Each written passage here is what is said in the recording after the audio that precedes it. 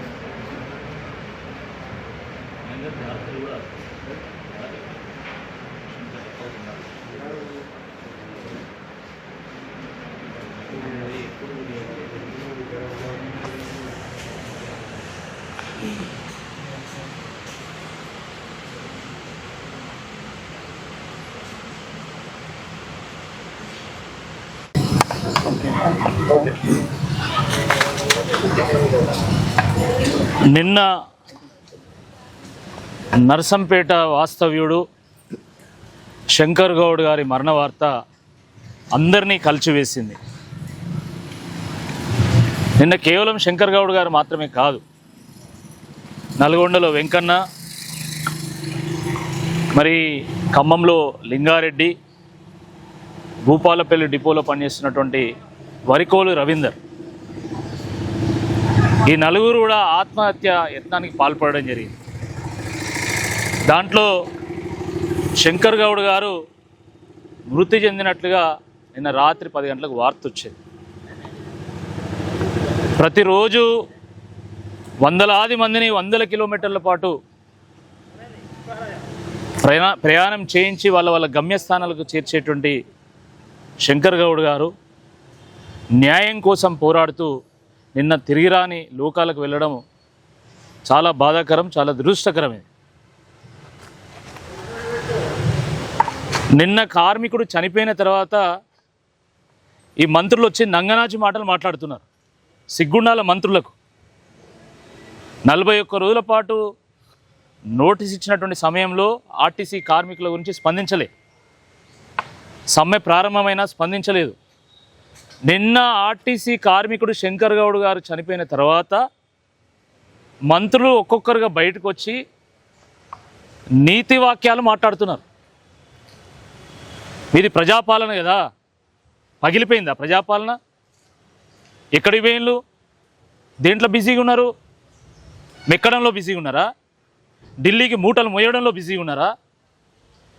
అంటే మీరు స్పందించాలంటే కార్మికులు చనిపోవాలన్నా? ఆర్టీసీ కార్మికులు చనిపోతే మాత్రము మీరు స్పందించరా? ఇంత దుర్మార్గమా? ఏంది పాలన? అసలు పాలన ఉన్నదా?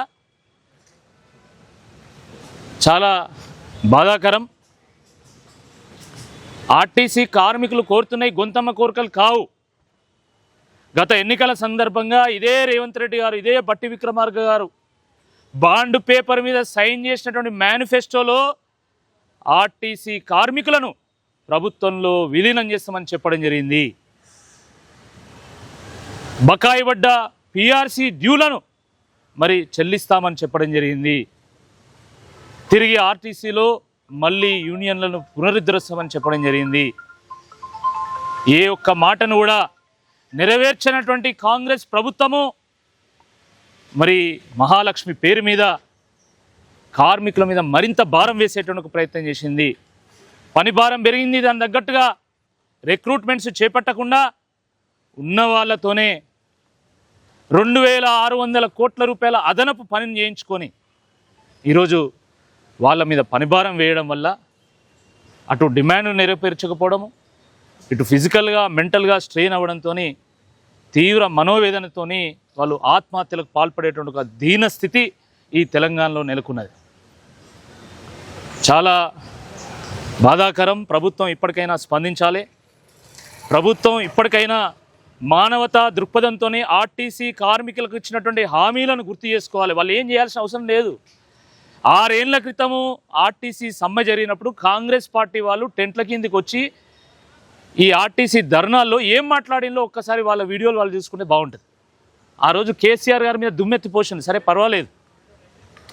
మరి అదే కేసీఆర్ గారు వీళ్ళను పర్మనెంట్ చేయాలని ఒక జీవో ఇచ్చి ఒక నిర్ణయం తీసుకున్నాడు కదా, మరి దాని మీద ఇప్పుడు మీరు ఏం స్పందిస్తారు? ఎందుకు ఆ జీవోను అమలు చేయరు? ఎందుకు అపాయింటెడ్ డేను ప్రకటించరు? ఎందుకు పిఆర్సీలను చెల్లించరు? ఎందుకు యూనియన్లను పునరుద్ధరించరని చెప్పి ఈ సందర్భంగా ప్రశ్నిస్తున్నాం. ఆర్టీసీ కార్మికులు, ఉద్యోగస్తులు తెలంగాణ ఉద్యమానికి వాళ్ళు వెన్నుముకగా నిలిచిండ్రు. ఆర్టీసీ బస్సు చక్రాలు ప్రగతి రథ చక్రాలు మాత్రమే కాదు, అవి ఉద్యమ రథ చక్రాలు కూడా. ఉద్యమం ముందుకెళ్ళడానికి వాళ్ళు సైతం ఒక పాత్ర పోషించింది. కాబట్టి వెంటనే మన బిడ్డలు కాబట్టి మన బిడ్డలు పిట్టల్లా రాలిపోతూ ఉంటే ఢిల్లీ పర్యటనలు చేసుకుంటూ ఉండడం కాదు, మంత్రులు వెంటనే సానుకూలమైనటువంటి నిర్ణయాన్ని ప్రకటించాలి. శంకర్ గౌడ్ గారు మరణించినటువంటి డేని అపాయింటెడ్ డేగా ప్రకటించాల్సిందిగా ఈ సందర్భంగా బీఆర్ఎస్ పార్టీ పక్షాన మేము డిమాండ్ చేస్తూ ఉన్నాము. ముఖ్యమంత్రి గారు స్వయంగా మీడియా ముందుకు వచ్చి, ఎందుకంటే ముఖ్యమంత్రి గారు ఆ రోజు అనేక సందర్భాల్లో ఇక్కడ కాదు అమెరికాలో కూడా మాట్లాడాడు. నేను ఆ రోజు అమెరికా పోయినటువంటి సందర్భంలో తాను కూడా అక్కడికి వచ్చిండు. అదే తెలంగాణ డెవలప్మెంట్ ఫోరం మీటింగ్లో స్వయంగా ఆర్టీసీ సమ్మె గురించి మాట్లాడిండు. కాబట్టి వారే ఈరోజు ప్రత్యక్షంగా ప్రజల ముందుకు రావాలి. ప్రజల ముందుకు వచ్చి ఆర్టీసీ డిమాండ్లు ఏవైతున్నాయో వాటిని నెరవేరుస్తున్నామని చెప్పి పెద్ద మనసుతోని ప్రకటించి ఈ ఆత్మహత్యలకు చెక్ పెట్టాల్సిందే ఈ సందర్భంగా మేము డిమాండ్ చేస్తున్నాం. ఆర్టీసీ కార్మికులకు కూడా మేము విజ్ఞప్తి చేస్తున్నాం. చేతులెత్తి జోడించి 2 చేతులు జోడించి మేము చెప్తున్నాము, దయచేసి ఆత్మహత్యలు చేసుకోకండి. మనం పోరాడదాం. తెలంగాణ గడ్డ తిరుగుబాటుకు అడ్డ, పోరాటాల పురిటిగడ్డ ఇది. అనేక సందర్భాల్లో అనేక పోరాటాలు చేసి మనం డిమాండ్లను నెరవేర్చుకోవడం జరిగింది. తెలంగాణ ఉద్యమంలో కూడా మొక్కవోని ధైర్యంతోనే అద్భుతమైనటువంటి పోరాటంతో తెలంగాణ సాధించుకున్నాం. కాబట్టి ఇప్పుడు కూడా మనం పోరాటంతో మాత్రమే సాధించుకోగలుగుతాము. మీరెవ్వరు కూడా అధైర్యపడాల్సిన అవసరం లేదు. సబ్బండ వర్గాలు మీకు తోడుగా ఉన్నాయి. బీఆర్ఎస్ పార్టీగా మేము కూడా తోడుగా ఉన్నాం. తప్పకుండా మీకు వెన్నంటి ఉండి ధైర్యాన్ని కల్పిస్తాము. మీరు పోరాటం చేయండి, కలిసి మనం డిమాండ్లను సాధించుకుందామని చెప్పి ఈ సందర్భంగా నేను విజ్ఞప్తి చేస్తున్నాను. రాష్ట్ర ప్రభుత్వం ఇప్పటివరకు బాధిత కుటుంబానికి ఎక్స్గ్రేషియా ప్రకటించడం కానీ ఏమన్నా చెప్పడం జరిగింది? ప్రభుత్వము ఇది మాటల ప్రభుత్వం, చేతల ప్రభుత్వం కాదు. నిన్న మాత్రం ఇక్కడ కలెక్టర్ గారు తర్వాత సిపి గారు రావడం జరిగింది. సమయానికి వాళ్ళు స్పందించిండ్రు, వారికి ధన్యవాదాలు. కానీ ఆ కుటుంబానికి స్వాంతన చేకూర్చేటువంటి ఒక్క ప్రకటన కూడా ఇప్పటివరకు ప్రభుత్వం చేయలేదు. మంత్రులు అయితే వచ్చి మాట్లాడిపోయిండ్రు, మళ్ళీ వాళ్ళ చర్చలు అంటాను. ఆయన అంత్యక్రియలు అయ్యే లోపే, ఇప్పుడు మేము అక్కడికే పోతున్నాము, ఆయన అంత్యక్రియలు అయ్యే లోపే వాళ్ళ కుటుంబానికి భరోసా కల్పించే విధంగా వెంటనే 50 లక్షల రూపాయల ఎక్స్గ్రేషియా చెల్లించాలి. ఆ కుటుంబంలో ఒకరికి ప్రభుత్వ ఉద్యోగం కూడా చెల్లించాలి. అదేవిధంగా మరి ఆత్మహత్యకు పాల్పడ్డటువంటి మా వంగపాడు గ్రామానికి చెందినటువంటి వరికోల్ రవీందర్ గారు కానీ, నల్గొండకు చెందినటువంటి వెంకన్న కానీ, లేకపోతే ఖమ్మం చెందినటువంటి లింగారెడ్డి కానీ ప్రభుత్వమే అన్ని ఖర్చులు కూడా భరించాలి, వైద్య సహాయం అందించాలి. దానికి తోడుగా ఎందుకంటే ఒకసారి ఆత్మహత్య యత్నం చేసుకున్నాడంటే గడ్డి మందు అవుతే అది పర్మనెంట్ డిజేబిలిటీ, వాళ్ళు ఏం పని చేయలేరు దాని తర్వాత. కాబట్టి వాళ్ళకు తక్షణ సహాయం కింద ఒక 25 లక్షల రూపాయలు అందించి వాళ్ళ కుటుంబానికి, ఆర్టీసీ కార్మికులకు కూడా ధైర్యం అందించాల్సిందే ఈ సందర్భంగా మరొకసారి మేము విజ్ఞప్తి చేస్తాం. రవీందరు మా స్వగ్రామం వంగపాడుకు చెందినటువంటి వ్యక్తి, అందరితోనే కలివిడిగా ఉండేటువంటి వ్యక్తి. పాపము నిన్న జరిగినటువంటి ఘటన చూసిన తర్వాత మనోవేదన గురై ఆయన కూడా నిన్న ఆత్మహత్యకు పాల్పడ్డాడు. గడ్డి మందు తాగిండు కాబట్టి మరి పరిస్థితి ఎట్లుంటుందో చెప్పలేము, కొంత రిస్క్ అయితే ఉంటుందని చెప్పేసి డాక్టర్స్ చెప్తా ఉన్నారు. డాక్టర్స్ మీ అందరం కూడా కోరినాం, మా కార్యకర్తల అందరం కూడా దయచేసి ఎట్టి పరిస్థితుల్లో వాళ్ళని బతికించాలి, మంచి వైద్యం అందించండి. ఆ కుటుంబానికి కూడా మరి అన్ని సదుపాయాలు కూడా ఇక్కడ కల్పించాలని చెప్పేసి మేము చెప్పినాము. మేమైతే అంటే మాకైతే విశ్వాసం ఉంది, వారు మళ్ళీ బ్రతికి మళ్ళీ బస్సు నడుపుతాడు, భూపాలపల్లి డిపోలో బస్సు నడుపుతాడని నేను పూర్తి విశ్వాసంతో ఉన్నా. మరి లింగారెడ్డి కానీ వెంకన్న కూడా వాళ్ళు కూడా క్షేమంగా ఉన్నారని చెప్పి వార్త వచ్చింది. వాళ్ళు కూడా మంచిగా మళ్ళీ డిపోలకు రావాలని ఆ దేవుని ప్రార్థిస్తున్నాము. ప్రభుత్వం కూడా వారికి అన్ని రకాల సౌకర్యాలు కల్పించి వాళ్ళ కుటుంబాలకు కూడా ధైర్యాన్ని అందించాల్సిందే ఈ సందర్భంగా మరొకసారి విజ్ఞప్తి చేస్తున్నాం.